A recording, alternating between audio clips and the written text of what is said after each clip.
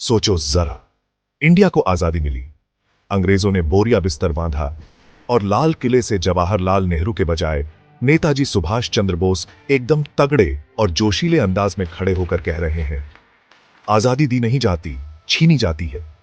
क्या होता अगर नेहरू की जगह नेताजी इंडिया के पहले प्राइम मिनिस्टर बनते? आज इतिहास की धूप पर हम एक मसालेदार ऑल्टरनेट हिस्ट्री पका रहे हैं। क्या होता अगर सुभाष चंद्र बोस आजाद इंडिया को लीड करते? कमर कस लो, क्योंकि टाइम की इस राइड में कोई सीट बेल्ट नहीं है। चलो सबसे पहले सबसे साफ बात से शुरू करते हैं।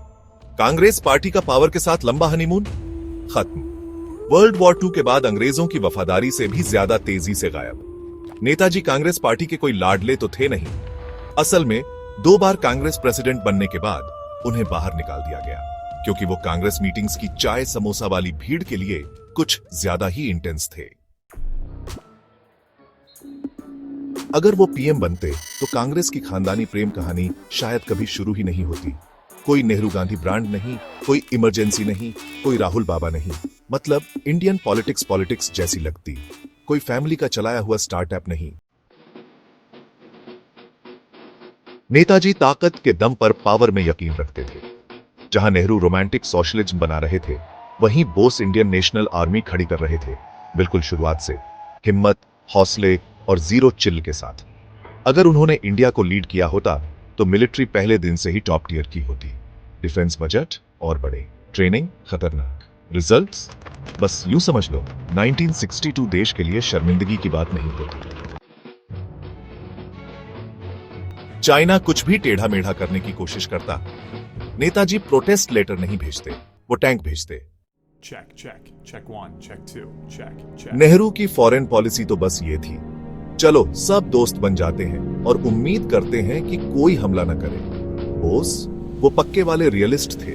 वो जापान, जर्मनी, यहां तक कि सोवियत संघ के साथ भी मजबूत रिश्ते बनाते, प्यार के लिए नहीं बल्कि स्ट्रेटेजी के लिए।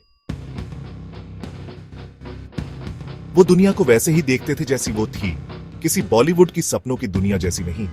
बोस के अंडर इंडिया शायद ग्लोबल पावर गेम का हिस्सा होता, सिर्फ पार्टी में समोसे लाने वाला और डिनर से पहले निकल जाने वाला बंदा नहीं। 5 year plans, state control, red tape. Nehru के अंडर इंडिया की इकोनॉमी ऐसी थी जैसे बैलगाड़ी जिसका टायर पंचर हो। बोस उन्हें इंडस्ट्रियल पावर चाहिए थी। वो जापान की स्पीड, जर्मनी के डिसिप्लिन और रशिया की प्लानिंग की तारीफ करते थे, लेकिन उन्हें यह भी पता था कि कब चीजों को अपने हिसाब से ढालना है, न कि सिर्फ कॉपी करना। उन्होंने शायद एक ऐसी मिक्स्ड इकोनॉमी बनाई होती जो काम करती, तेज तर्रार इंडस्ट्रियल ग्रोथ, प्राइवेट एंटरप्राइज का गला घोंटे बिना। मतलब इंडिया शायद कई दशक पहले ही एक इकोनॉमिक बीस्ट बन गया होता। अब बात थोड़ी मसालेदार होती है। बोस पूरी तरह से यूनिटी चाहते थे, लेकिन वो नरम बातें करने वाले आदमी नहीं थे। नेहरू और गांधी के उलट वो तुष्टीकरण की पॉलिटिक्स में यकीन नहीं रखते थे। क्या इससे जिन्ना और मुस्लिम लीग रुक जाते?